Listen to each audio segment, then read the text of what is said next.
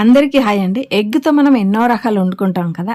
ఈరోజు మన వీడియోలో ఎగ్ పగలగొట్టి గ్రేవీ చేయబోతున్నాం. ఈ గ్రేవీ వేడి ఉండగా వేడి రాగి సంకటితో తింటూ ఉంటే సూపర్గా ఉంటుందండి.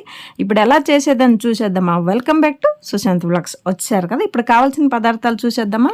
మీడియం సైజు తెల్లుల్లి 1, అల్లం 1 ఇంచు, పచ్చిమిరపకాయలు ఒక 3 నుండి 4, పుదీనా కూర కొంచెం, మీకు ఇష్టం లేదు అంటే ఫ్లేవర్ స్కిప్ చేయొచ్చు. దాంతోపాటు కొత్తిమీర కొంచెం, పెద్ద సైజు ఉల్లిపాయ 1, జీడిపప్పు 5 నుండి 6 నానబెట్టి పెట్టాను. దాంతోపాటు 1/2 టేబుల్ స్పూన్ గసగసాలు ఇలాగ నానబెట్టి పెట్టాను. మెత్తగా పేస్ట్ అయిపోతే మనం చేసే గ్రేవీ చాలా టేస్ట్గా వస్తుంది. టమాటాలు ఒక 3 నుండి 4 తీసుకోవాలి. ఇప్పుడు ఒక మిక్సీ జార్ తీసుకొని మనం కట్ చేసిన ఉల్లిపాయలు, తెల్లుల్లి, అల్లం, పచ్చిమిరపకాయలు, నానబెట్టిన జీడిపప్పు, అలాగే నానబెట్టిన గసగసాలు వేసుకొని, పుదీనా కొంచెం, కొత్తిమీర కొంచెం వేసుకొని నీరు వేయకుండా నైస్గా పేస్ట్ లాగా గ్రైండ్ చేసుకుని వచ్చేద్దాం. ఇలా గ్రైండ్ చేసిన తర్వాత ఇందులో మనం కట్ చేసిన టమాటా ముక్కలు వేసుకోవాలి. నీరు మాత్రం వేయకూడదండి, ఎందుకంటే టమాటాలోనూ కూడా నీరు ఉంటుంది కదా. ఇలా పేస్ట్ లాగా రుబ్బుకొని వచ్చి ఈరోజు ఈ గ్రేవీకి నేను 3 గుడ్లు తీసుకున్నాను అనమాట. ఇప్పుడు స్టవ్ ఆన్ చేసి ప్యాన్ పెట్టి ఒక 3 నుండి 4 టేబుల్ స్పూన్ ఆయిల్ వేసి, ఆవాలు ఒక 1/2 టేబుల్ స్పూన్, జీలకర్ర 1/2 టేబుల్ స్పూన్, చిటపట అయిన తర్వాత చెక్క, మరాఠ మొగ్గు, యాలక్కి 2, లవంగాలు ఒక 3 నుండి 4 వేసుకోవాలి. అలాగే తేజ్పత్రి 1 వేసుకున్నామంటే మనం చేసే ఎగ్ గ్రేవీ సూపర్ ఫ్లేవర్గా ఉంటుందన్నమాట.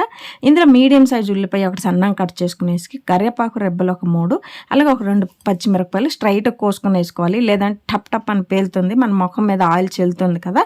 సో అడ్డ కట్ చేసి వేసినామంటే పడదండి. ఉల్లిపాయలు కొంచెం ఫ్రై అయిన తర్వాత ఇందులో మనం గ్రైండ్ చేసి తెచ్చాం కదా పేస్ట్, ఆ పేస్ట్ వేసుకోవాలి.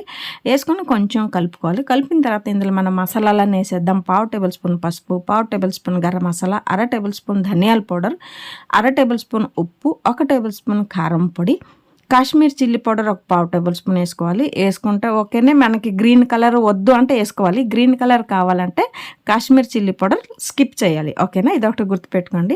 అన్నీ కలిపి చూడండి, కలర్ ఒకటి కనిపిస్తుంది, గ్రీన్ రెడ్ ఇలా కనిపిస్తుంది అనమాట. ఇప్పుడు ఇందులో వెన్న కానీ నెయ్యి కానీ 1 టేబుల్ స్పూన్ వేసుకోవాలి. నేను ఇంట్లోనే చేసుకున్న వెన్న ఉన్నది కాబట్టి 1 టేబుల్ స్పూన్ వేసుకున్నాను. వెన్న నెయ్యి తింటే మన బోన్స్ అంతా స్ట్రాంగ్ అవుతుంది. సో ఏ వంట చేసినా కూడా కొంచెం నెయ్యి కానీ వెన్న కానీ వాడండి. ఓకేనా. ఇప్పుడు మసాలాలను పచ్చి స్మెల్ వెళ్ళిన తర్వాత తగినంత గ్రేవీకి తగినంత నీరు వేసుకోవాలి.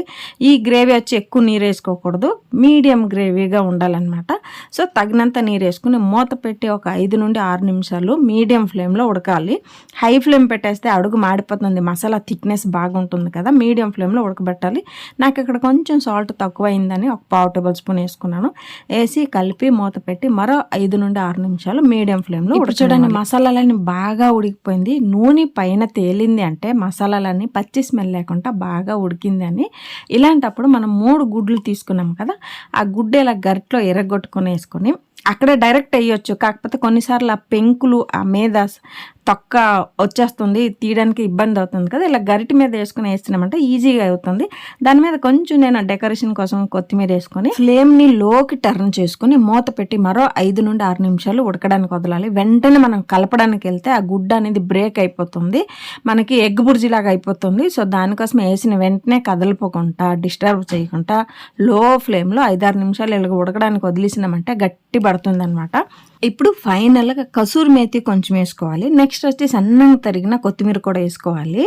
మనకి ఏ గ్రేవీ చేసినా ఏది చేసినా కసూరి మేతి కొంచెం వేసినామంటే ఆ ఫ్లేవర్ చాలా బాగుంటుంది. మీలో ఎంతమందికి ఇష్టం చెప్పండి, నాకు చాలా ఇష్టం అండి. కసూరి మేతి ఫ్లేవర్ చాలా ఇష్టం.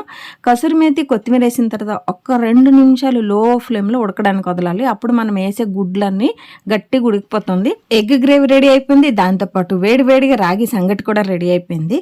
నేను రాగి సంగటి వీడియో చేసి అప్లోడ్ చేశాను, చాలా మంది చూశారు, చాలా కమెంట్ వచ్చిందండి. అలాగే మనం ఉప్పు వేయకుండా రాగి సంగటి చేస్తాం కాబట్టి హెల్త్కి చాలా మంచిది. దాంతోపాటు ఎగ్ గ్రేవీ మంచి ప్రోటీన్ దొరుకుతుంది కదా.